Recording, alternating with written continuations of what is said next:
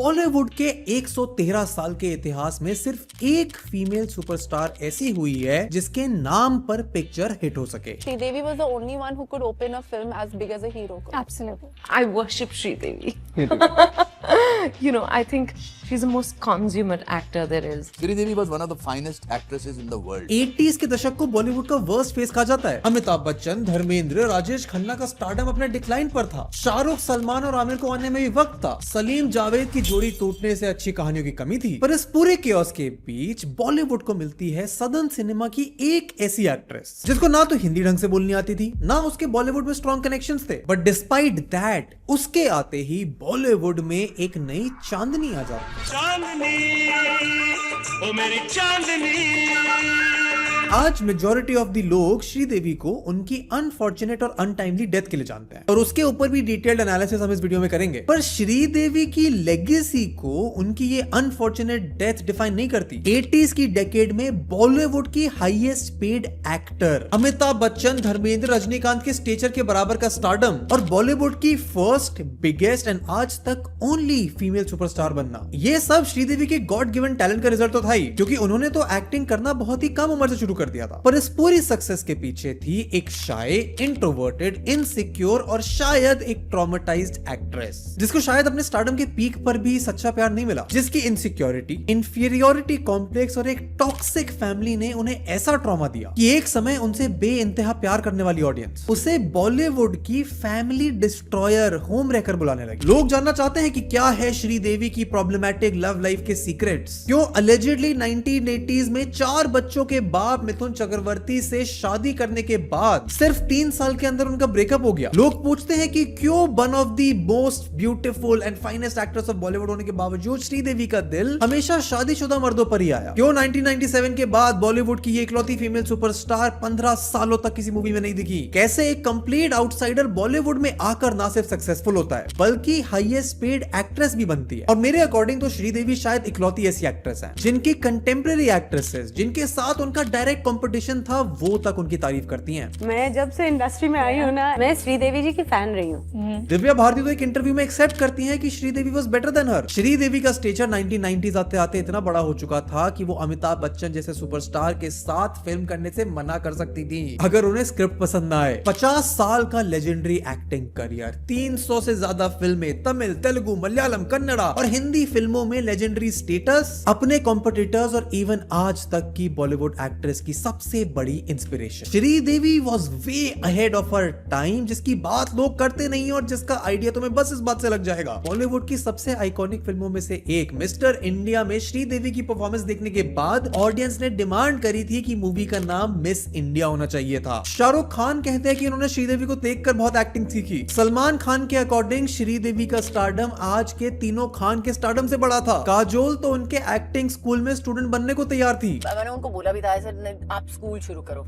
Acting की school शुरू करो और मैं आपकी पहली स्टूडेंट होंगी। पर 4 साल की उम्र से फिल्मों में एक्टिंग कर रही श्रीदेवी बिना किसी प्रोफेशनल ट्रेनिंग के इतनी बड़ी एक्ट्रेस बनी कैसे? और उससे भी बड़ा सवाल जो लोग पूछते नहीं है, 4 साल की उम्र में श्रीदेवी को एक्टिंग करनी पड़ी, ये नौबत कैसे आई? 15-16 साल की एज में जब नॉर्मल बच्चे 10th का एग्जाम देते हैं, श्रीदेवी ऑलरेडी साउथ की जानी मानी सुपरस्टार बन चुकी थी। कमल हसन के साथ उनकी जोड़ी को स्क्रीन पर देखने के लिए साउथ के हर स्टेट से लोग थिएटर आते थे। दोनों ने साथ में 20 से ज्यादा फिल्मों में काम किया है। इनफैक्ट श्रीदेवी की लॉन्जेविटी इतनी ज्यादा थी, या कहें कि उन्होंने फिल्मों में काम करना इतनी जल्दी शुरू कर दिया था कि श्रीदेवी ने बाप और बेटे दोनों के अपोजिट फीमेल लीड का रोल किया है। तो for her it is a film which mattered and she used to be focused. She is the only actress who's done 3-4 multiple films with father and son as heroine. जैसे 1988 और 1993 में उन्होंने south के superstar Nagarjuna के साथ film की as a female lead. फिर 1981 और 83 में नागार्जुन के फादर नागेश्वर राव की हीरोइन भी प्ले कर चुकी हैं। इसी तरह श्रीदेवी कुछ फिल्मों में सनी देओल की हीरोइन थी और 2 फिल्मों में उनके डैड धर्मेंद्र की। पर इस लॉन्जेविटी और सक्सेस के पीछे शायद छुपा है श्रीदेवी का डार्क और एक प्रॉब्लमैटिक चाइल्डहुड। रीजन भी बना उनकी मिटियोरिक राइज और स्टारडम का। उस सब की बात इस वीडियो में विस्तार से करेंगे। चैनल को सब्सक्राइब कर लो, वीडियो को लाइक कर लो, क्योंकि पॉप कल्चर के ऊपर ऐसी डीप डाइव हम तुम्हारे लिए हर हफ्ते लेके आते हैं। एंड आओ समझते हैं श्रीदेवी का राइज टू स्टारडम।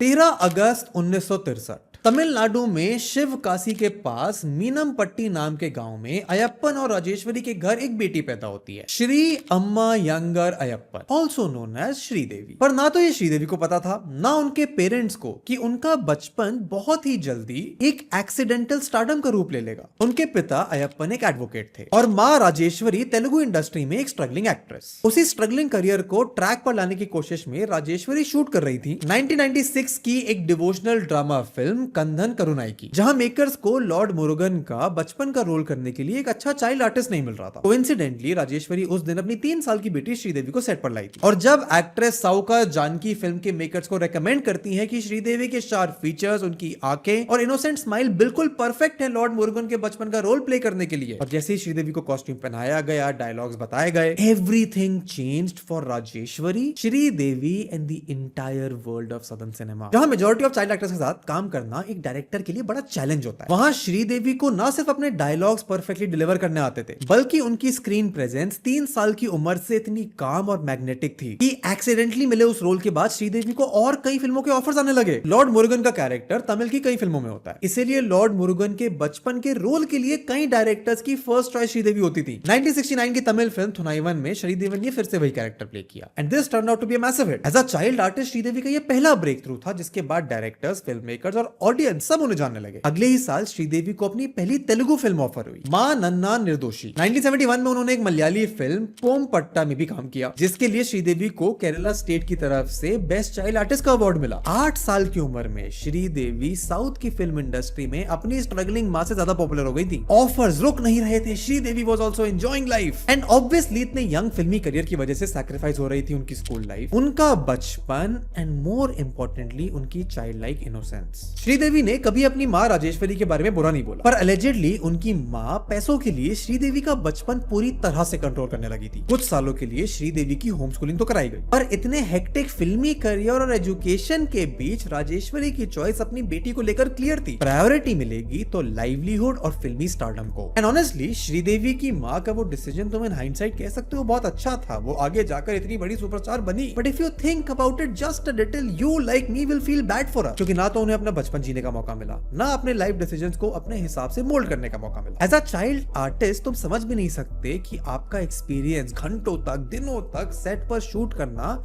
कितना मुश्किल हो सकता है। पर श्रीदेवी के केस में एक बार 6 साल की श्रीदेवी को एक फिल्म में आग के बीच में खड़ा होना था ताकि उन्हें रेस्क्यू करने वाला सीन शूट करा जा सके। पर श्रीदेवी को नेचुरली एक 6 साल की उम्र की बच्ची को इस आग के बीच में खड़ा होना कितना डरावना लग रहा होगा, श्रीदेवी उस दिन वो सीन शूट ही नहीं कर पाई। एंड अलेजेडली घर आने पर श्रीदेवी की मां ने उन्हें इतना मारा कि अगले दिन चुपचाप उनको अपनी मर्जी के खिलाफ भी वो सीन शूट करना पड़ा। अब ये सिनेमा लाइफ का श्रीदेवी की लाइफ का एक एस्पेक्ट जरूर है, पर पैरेलली उनका स्टारडम भी तो बहुत तेजी से बढ़ रहा था। Sridevi as a child artist Tamil, Telugu और मलयालम इंडस्ट्री में काम करती रही। हर जगह उनकी मां राजेश्वरी उनके साथ रहती थी। डायरेक्टर्स और प्रोड्यूसर से श्रीदेवी की एक्टिंग फीस नेगोशिएट करती थी। नाम नाडू, परार्थनाई, बाबू और बड़ी पंथालू जैसी कई सक्सेसफुल फिल्मों में एज अ चाइल्ड आर्टिस्ट काम करने के बाद Sridevi was all but destined to be the next star in the southern cinema. 1972 में उन्होंने बॉलीवुड में भी as a child artist debut करा, KSR दास की फिल्म रानी मेरा नाम के साथ। पर एक सक्सेसफुल चाइल्ड आर्टिस्ट होना और एक सक्सेसफुल लीडिंग लेडी बनने में जमीन आसमान का फर्क है। बॉलीवुड में तुम्हें ना जाने कितने चाइल्ड आर्टिस्ट ऐसे याद होंगे जिन्होंने एज अ चाइल्ड आर्टिस्ट तो बढ़िया मेमोरेबल परफॉर्मेंसेस दी, पर बड़े होकर कुछ खास नहीं कर पाए। एंड एक male dominated southern film industry में राजेश्वरी श्रीदेवी का प्रोडक्शन तो थी, पर वो खुद तो कभी एक लीडिंग एक्ट्रेस नहीं बन पाई। इसीलिए उस केस में वो श्रीदेवी को मनूवर करना, उस डोमेन को कैसे नेविगेट करते हैं, उसमें उनकी कुछ खास मदद कर भी नहीं सकती थी, क्योंकि सिर्फ 13 साल की उम्र में श्रीदेवी को अपनी पहली film as a leading lady मिलती। 1975 में रिलीज हुई अनुरागालू, पर एज अ लीडिंग एक्ट्रेस उनको अपना ब्रेक थ्रू मिलता है अगले साल रिलीज हुई फिल्म मुंद्रू मुदीचू में, जहां वो रजनीकांत से 13 साल उम्र में छोटी होते हुए भी उनकी स्टेप मदर का रोल प्ले करती हैं, और इसके लिए उन्हें रजनीकांत से ज्यादा पैसे मिलते हैं। इसके बाद श्रीदेवी ने रजनीकांत, कमल हसन, NT रामाराव और शिवाजी गणेशन जैसे कई मेल सुपरस्टार्स के ऑपोजिट काम किया। इनफैक्ट कमल हसन के साथ उन्होंने 27 फिल्में करी हैं, और अगर श्रीदेवी की कोई फिल्म तमिल में हिट होती थी तो कोई मलयाली या कन्नड़ा डायरेक्टर उसी फिल्म को रीमेक करता था था अपनी लैंग्वेज में और श्रीदेवी को ही कास्ट करता था। जैसे 1977 की तमिल फिल्म सोला वयाथिनिले का अगले ही साल तेलुगु वर्जन बनाया गया जिसमें श्रीदेवी ने ही लीडिंग एक्ट्रेस का रोल किया। इनफैक्ट ये तो इतनी बड़ी हिट हुई कि श्रीदेवी का बॉलीवुड डेब्यू भी इसी फिल्म का रीमेक करके बनाया गया, विच वॉज द 1979 रिलीज सोलवा सावन। अब ये फिल्म तो बॉक्स ऑफिस पर फ्लॉप हो गई क्योंकि एक साउथ की एक्ट्रेस का बॉलीवुड में आकर डोमिनेट करना, सक्सेसफुल होना, ये भी एक बहुत बड़ा गैम्बल था। एंड अगले 3-4 साल तक श्रीदेवी बॉलीवुड से कनेक्टेड तो रही पर मूवीज प्राइमरीली साउथ में करती थी, अनटिल उसके एग्जैक्टली 4 साल बाद 1983 में रिलीज होती है हिम्मत वाला। कादर खान के डायलॉग, जितेंद्र और श्रीदेवी की केमिस्ट्री, श्रीदेवी का सुपरहिट डांस नंबर। हिम्मत वाला उस साल की हाईएस्ट ग्रोसिंग हिंदी फिल्मों में से एक बनती है। और इंटरेस्टिंग बात तो ये है कि हिम्मत वाला भी एक तेलुगु फिल्म उरुकी मुनागाडू का हिंदी रीमेक थी, बट उस मूवी ने, हिम्मत वाला ने, श्रीदेवी को बॉलीवुड में as a leading lady establish कर दिया था। इट वाज हेल्पफुल कि उस समय ना तो बॉलीवुड में कोई करिश्मेटिक लीडिंग लेडी थी, ना कोई इतना सुपरस्टारडम लेके आता था, और ना ही कुछ गिनी चुनी फिल्मों को छोड़कर अच्छी फिल्में बन रही थी। एंड अगले साल 1984 में आती है तोहफा, जो उस साल की हाईएस्ट ग्रोसिंग फिल्म तो बनती है पर श्रीदेवी को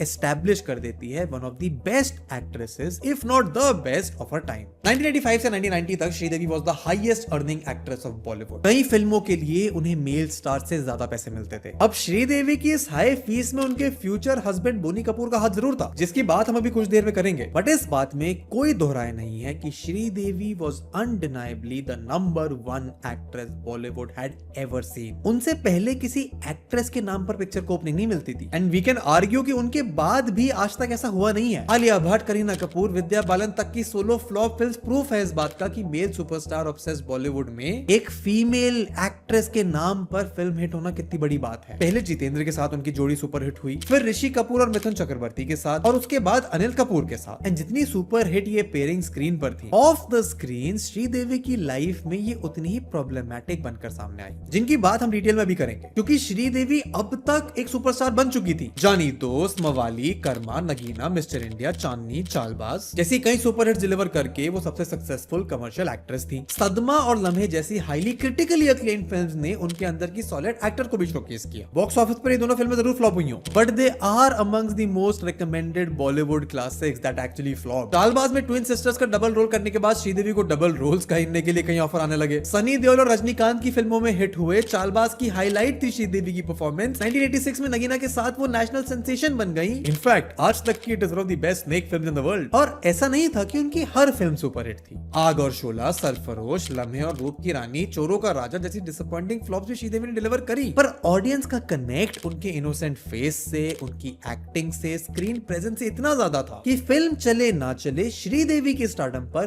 कोई फर्क नहीं पड़ता था। अर्ली 90s आते आते श्रीदेवी की एक्टिंग, उनके स्टारडम के चर्चे हॉलीवुड तक पहुंच चुके थे। 1993 में Hollywood director Steven Spielberg Sridevi को अप्रोच करते हैं जुरासिक पार्क में एक रोल करने के लिए, पर श्रीदेवी की नजर में वो रोल छोटा था, इंपॉर्टेंट नहीं था, तो उन्होंने उसे रिजेक्ट कर दिया। इस समय श्रीदेवी का स्टारडम बॉलीवुड में अपने पीक पर पहुंच चुका था। एंड अब बात करना जरूरी है कि इस स्टारडम के साथ उनकी लाइफ में क्या प्रॉब्लम्स और कॉम्प्लिकेशंस आए थे, क्योंकि बचपन की इनसिक्योरिटी, फिल्म मेकिंग की दुनिया का एक टॉक्सिक एनवायरनमेंट और बॉलीवुड की पहली इकलौती फीमेल सुपरस्टार होने की वजह से श्रीदेवी की लाइफ में आती हैं उनकी प्रॉब्लमैटिक लाइफ चॉइसेस। हमने ऑलरेडी बात करी कि कैसे बचपन से ही श्रीदेवी की मां राजेश्वरी उनके साथ उनकी शैडो बनकर रहती थी। डायरेक्टर्स और प्रोड्यूसर से श्रीदेवी की कॉन्ट्रैक्ट, शूटिंग डेट्स नेगोशिएट करना, एक मेल डोमिनेटेड इंडस्ट्री में श्रीदेवी को प्रोटेक्ट करना, ये काम उनकी मां ने बखूबी से किया। पर शायद इस पूरी प्रोसेस में श्रीदेवी खुद कभी मैच्योर नहीं हो पाई। एक इंटरव्यू में राजेश्वरी बताती हैं कि उन्होंने श्रीदेवी को इतना प्यार, इतनी प्रोटेक्शन दी है कि उनके अंदर का बच्चा, उनकी इनोसेंस आज तक जिंदा है। एंड ये इसलिए इंपॉर्टेंट है क्योंकि श्रीदेवी के बारे में तुम्हें एक लेबल बहुत ज्यादा सुनाई देता था, और वो था मम्माज डॉटर होने का। किसी भी एक्टर का अप्रोच, किसी भी पार्टी या इवेंट के इनवाइट का, सब का जवाब श्रीदेवी के पास बस एक था, मम्मा से पूछ लो। एंड ये शायद बचपन में वैलिड भी था when she was just a child artist. पर बॉलीवुड में आने के बाद, उनके स्टारडम बड़े होने के बाद भी श्रीदेवी के बारे में लिए हुए हर डिसीजन का कंट्रोल उनकी मां राजेश्वरी के पास ही था। अब इस बात में कितनी सच्चाई है वो मुझे नहीं पता, पर मेरे अकॉर्डिंग तो शायद ये कारण भी है कि श्रीदेवी अपने को स्टार से, अपने अपने करियर में आने वाले लोगों के साथ कभी ओपन अप नहीं हो पाई। Equation was a little जहाँ पर ज्यादा इतनी बातचीत नहीं हुई थी was with Sridevi because of the way she portrayed herself and the way she carried her, conducted herself. अब इसका एक रीजन लोगों की नजर में ये भी हो सकता है कि अपने को स्टार्स से रोमांटिक इंटरेस्ट अवॉइड करने के लिए श्रीदेवी भोली भाली इनोसेंट बनने की एक्टिंग करती हूँ। Media would write, oh, she's dumb. She'll say, ask mummy, ask mummy. I said, that's a ploy. She's a very bright and sharp girl. Otherwise, how can she be such an amazing actor? पर फिर जब आप reports पढ़ते हो कि shooting के दौरान वो बस एक कोने में बैठी रहती थी, डायरेक्टर के बोलने पर शॉट देती थी और फिर चुपचाप उसी जगह जाकर बैठ जाती थी। एंड इस वीडियो की रिसर्च करते हुए ना तो मुझे श्रीदेवी के कुछ खास इंटरेस्टिंग इंटरव्यूज मिले, एंड जो मिले भी उनमें भी उनकी हेजिटेशन, ओपन अप ना होने की डेस्परेशन साफ दिखाई दे रही थी। राजीव मसंद कहते हैं कि Sridevi is an interviewers worst nightmare, क्योंकि वो ज्यादा कुछ बताती ही नहीं है। पर एक मेल डोमिनेटेड इंडस्ट्री में, एक स्पेस में जहां कॉन्स्टेंटली आपकी ऑडियंस की, हर इंसान की आंखें आप पर हैं, इतना सबमिसिव नेचर जन्म देता है रूमर्स को, कंट्रोवर्सीज को। जैसे जितेंद्र और श्रीदेवी ने हिम्मत वाला के बाद लगभग 16 फिल्मों में एक साथ काम किया और कुछ फिल्म मैगजीन्स ने उनकी इस ऑन स्क्रीन पेयरिंग को एक लव एंगल देने की बहुत कोशिश करी। जितेंद्र ऑलरेडी मैरिड थे, श्रीदेवी से 21 साल बड़े थे, उनके 2 बच्चे थे और रूमर्स इस हद के भी पार हो गए कि श्रीदेवी, जितेंद्र और उनकी वाइफ शोभा कपूर को साथ में सेलिब्रिटीज के साथ एक फोटोशूट और इंटरव्यू करना पड़ा ताकि रूमर्स पर लगाम लगाई जा सके। इनफैक्ट उस समय तो श्रीदेवी ने कहा था कि उनकी एक शादीशुदा इंसान की दूसरी बीवी होने में कोई इंटरेस्ट नहीं है। उस समय और आज भी बॉलीवुड की रिलेशनशिप्स कितनी प्रॉब्लमैटिक होती हैं, इसकी सच्चाई जानकर हमारी इस वीडियो के थ्रू तुम्हारे होश उड़ जाएंगे। इस पर ऑलरेडी 1 मिलियन व्यूज है, वीडियो के एंड में लिंक दे दूंगा, जाके देख लेना। पर श्रीदेवी की केस में सिर्फ 2 साल बाद उनकी नाइविटी, इनोसेंस या कहीं बेवकूफी पूरे देश के सामने आ जाती है, जब खबर आती है कि श्रीदेवी ने मिथुन चक्रवर्ती के साथ छुपकर शादी कर दी है। मिथुन ऑलरेडी एक्ट्रेस योगिता बाली से मैरिड थे और योगिता से भी ये मिथुन की दूसरी शादी थी। पर इस न्यूज के सामने आते ही 2 लोगों की जिंदगी हमेशा हमेशा के लिए बदल गई, योगिता बाली और श्रीदेवी। श्रीदेवी ने क्योंकि पिछली बार की तरह कोई क्लैरिफिकेशन नहीं दिया। 1984 में जाग उठा इंसान की शूटिंग के दौरान पहली बार अपने से 13 साल बड़े मिथुन से मिली श्रीदेवी सिर्फ 1 साल के अंदर अलेजिडली उनकी सेकंड वाइफ बन चुकी थी। Mithun and Sridevi were already in love. Sridevi को फैमिली डिस्ट्रॉयर कहकर बदनाम किया गया और जब मिथुन से इस एक्स्ट्रा मैरिटल अफेयर के बारे में, इस नई शादी के बारे में पूछा गया तो उनका कुछ ऐसा जवाब था। जो अखबारों में अफवाहें होती हैं उसका क्या कहेंगे आप? कुछ सच है, कुछ गलत है। पर उसी समय एक और इंसान था जिसको श्रीदेवी से बेइंतहा प्यार हो गया था, सुपरस्टार अनिल कपूर के भाई और famous producer Boney Kapoor. She was a child in a body of a woman. और जिस दिन मैंने पहली बार देखा था उनको चेन्नई में, जब मैं गया था, तो मैंने कहा था यार कुछ करंट लग गया है, पिक्चर तो मैं इसके साथ बनाऊं। बोनी कपूर श्रीदेवी को अपनी अगली फिल्म मिस्टर इंडिया में कास्ट करने का सोच चुके थे। वो जाते हैं चेन्नई राजेश्वरी से श्रीदेवी को कास्ट करने की बात करने। And this was the first chance for Boney Kapoor to impress the person that controls Sridevi's life, her mother. मुझे 10 कोट किया तो मैंने कहा नहीं मैं नहीं दूंगा। तो 2 मिनट के लिए वो हिल गई, भाई 10 क्यों नहीं देंगे? मैंने कहा मैं 11 दूंगा। बोनी कपूर ने ये तक इंश्योर करा कि श्रीदेवी का स्टार भी उनके साथ सेम होटल में रहेगा और उनको 30,000 नहीं 50,000 सैलरी मिलेगी। फिर उससे पहले बोला हर staff will stay close to her hotel. Okay. I said no, they will stay in the same hotel. Same hotel. फिर उसका है कि उसकी स्टाफ की पेमेंट 30,000 होगी।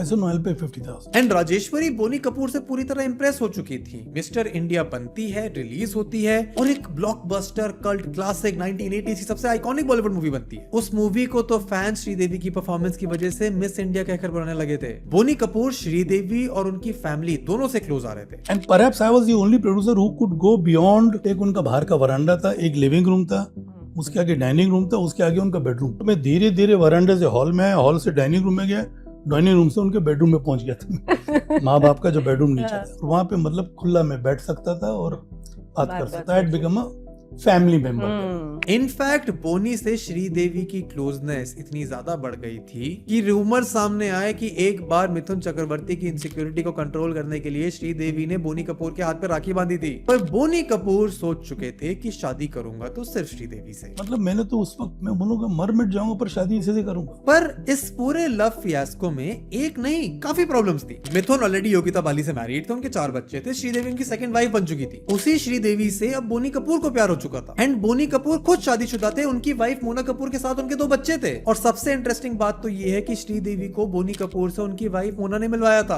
क्योंकि मोना और श्रीदेवी अच्छे दोस्त थे। एंड बोनी कपूर के सामने सिर्फ अपनी वाइफ एक प्रॉब्लम नहीं थी, प्रॉब्लम तो श्रीदेवी और मिथुन चक्रवर्ती की एलिजेड शादी भी थी। पर वो जब 1988 में खत्म हो गई, जब मिथुन की सेकेंड वाइफ उनकी और श्रीदेवी की वजह से सुसाइड करने की कोशिश करती है। श्रीदेवी को रियलाइज होता है कि मिथुन उनके लिए अपनी वाइफ, अपने बच्चों को कभी नहीं छोड़ेंगे, और फिर वो मिथुन से ब्रेकअप कर लेती है। पर इस ड्रामा की वजह से श्रीदेवी इतने डिप्रेशन और इनसिक्योरिटी से जूझ रही थी कि अब उन्होंने किसी से बात करना बंद कर दिया था। अपने लुक्स, अपने कैरेक्टर्स को लेकर उन्हें अब इनसिक्योरिटी होने लगी थी। शायद यही कारण भी था कि आगे चलकर वो कई फेशियल सर्जरीज भी कराती। एंड इस सब के बीच बोनी कपूर अभी भी श्रीदेवी के पीछे हाथ धोकर पड़े थे। एंड अनलाइक मिथुन चक्रवर्ती, वो श्रीदेवी के लिए अपनी वाइफ, अपने बच्चों, सबको छोड़ने के लिए तैयार थे। पर श्रीदेवी ऐसा होते हुए देख चुकी थी। I took her for a spin. I held her hand. I said, "I want to marry you." Boni ji, you're married. You've got 2 children.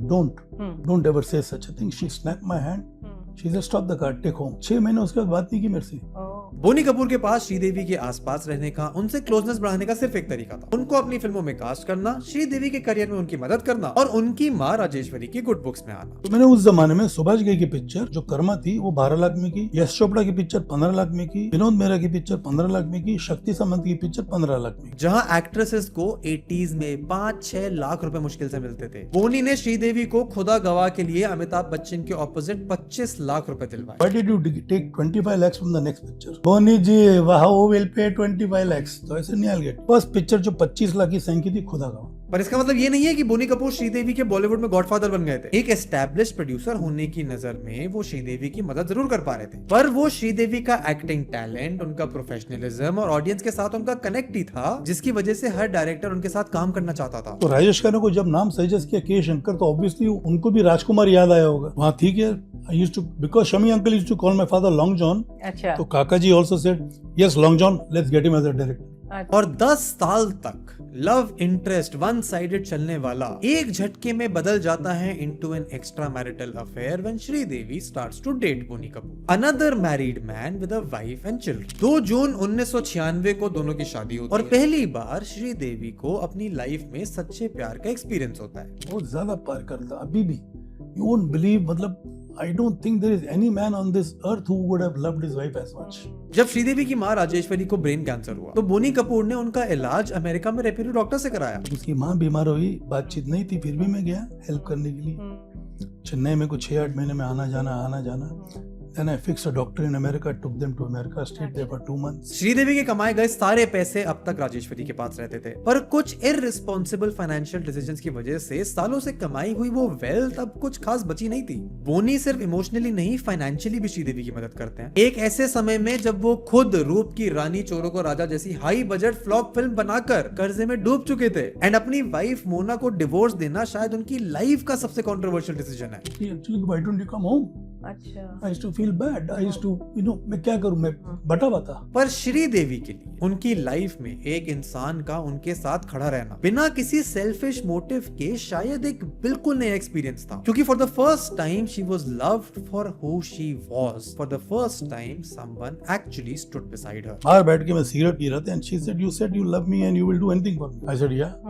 Give us smoking. तो मैंने उसी वक्त सिगरेट का पैकेट फेंका और उसी वक्त लाइटर फेंका। श्रीदेवी और बोनी कपूर की 2 बेटियां होती हैं और 1997 के बाद श्रीदेवी फिल्मों में एक्टिंग करने से एक लंबा ब्रेक लेती हैं अपनी फैमिली को रेस करने के लिए, only to then return with the biggest Bollywood comeback which unfortunately led to a tragic end. 2012 में श्रीदेवी का सक्सेसफुल कमबैक होता है with the film English Vinglish, जिसमें वो प्ले करती हैं एक हाउसवाइफ जो अपने हस्बैंड और बच्चों के ताने सुनकर इंग्लिश सीखने निकलती है। That film was a massive hit, critically well acclaimed. Critic Subhash Jha ने उस समय कहा था कि अगर तुम साल में सिर्फ 2 फिल्में देखते हो तो श्रीदेवी की इस फिल्म को 2 बार देखो। कोमल नाथा इसे बॉलीवुड का मोस्ट रिमार्केबल कमबैक कहते हैं। एंड तुम समझने की कोशिश करो कि इन 15 सालों में कई नई एक्ट्रेसेस आ चुकी थी, सिनेमा बदल चुका था, फिल्में बनाने का तरीका बदल चुका था, ऑडियंसेस का फिल्मों से एक्सपेक्टेशन रेपुटेशन बदल चुका था। पर श्रीदेवी का स्टारडम, उनकी एक्टिंग की ब्रिलियंस, ऑडियंस से उनका कनेक्शन बिल्कुल नहीं बदला था। इसके बाद वो एक तमिल फिल्म पुली में काम करती हैं। Before working in her last film 2017 में बोनी कपूर की प्रोडक्शन में बनी मॉम। फिल्म अच्छा परफॉर्म करती है, क्रिटिकल अक्लेम मिलता है। श्रीदेवी को आनंद एल राय की जीरो स्टारिंग शाहरुख खान में कैमियो भी मिलता है। इनफैक्ट 2012 में उनके कमबैक के बाद तो एस राजमौली बाहुबली में उनको शिवगामिनी के रोल में कास्ट करना चाहते थे, बट प्रोड्यूसर्स के साथ कुछ इश्यूज की वजह से उन्हें रिप्लेस करना पड़ा। Because कम से कम माँ है and they're living with the grandparents. I had to make a choice.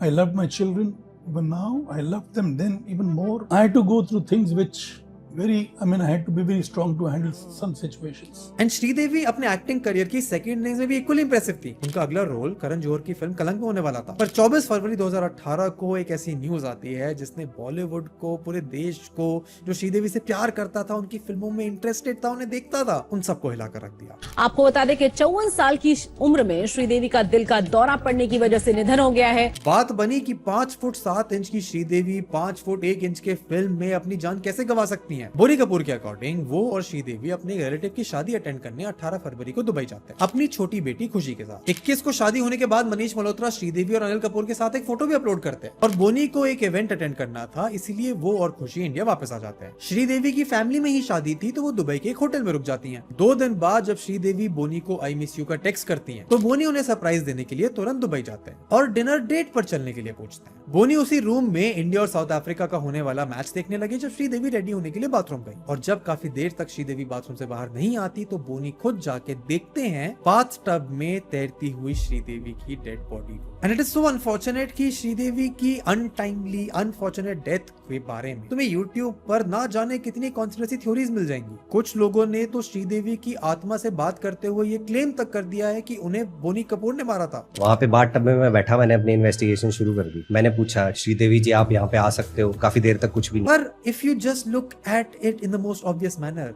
It was just an accident. Foreign countries में जहां बाथटब होना बहुत कॉमन है, वहां बाथटब में डूबने से कई मौतें होती हैं। सिर्फ यूएस में ही हर साल लगभग 400 लोग बाथटब में डूबने से मरते हैं। And yes, this was a rare and unfortunate death, but the way it has been treated, उसको सुन के किसी को भी लगेगा कि एक्सीडेंट से बहुत ज्यादा बड़ी कॉन्स्पिरेसी है। क्योंकि बाद में पता चला कि श्रीदेवी ने उस दिन बहुत ज्यादा अल्कोहल कंज्यूम किया हुआ था, वो अल्कोहल के नशे में थी। And it is so unfortunate कि श्रीदेवी जैसे बड़े कलाकार के लिए उनके बारे में जिस चीज की सबसे ज्यादा बात करी जाती है, वो उनकी मौत की कंट्रोवर्सी है। Became one of the biggest reasons कि एक मॉडर्न ऑडियंस उन्हें जानती भी है। And that is why I think it was more important to make this video about not her death और the conspiracy, but to realise कि श्रीदेवी की legacy इससे तो बहुत ज्यादा बड़ी है। It is Indeed the immortal legacy of India's first female superstar. And that's for the video. Thank you so much watching till the end. तुम्हें अगर वीडियो पसंद आई तो इसे लाइक करो, मुझे अपने थॉट्स कमेंट्स में बताओ श्रीदेवी के बारे में, उनके करियर, फिल्मों के बारे में। अगर तुम यहाँ तक आ चुके हो तो तुम्हें ये वीडियो स्क्रीन पर आती हुई इतनी ही अच्छी लगेंगी, इससे बेटर भी लग सकती हैं।